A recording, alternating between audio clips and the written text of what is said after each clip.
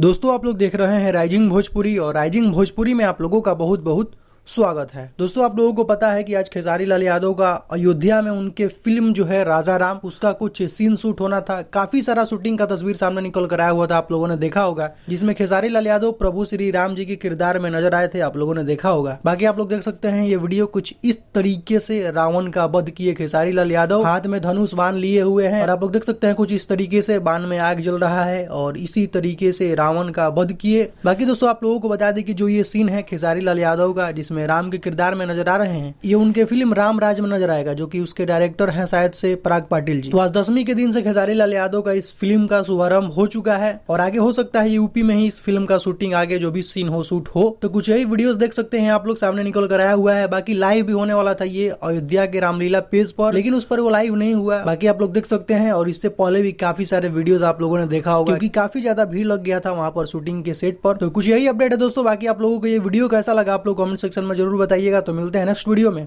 Thank you so much.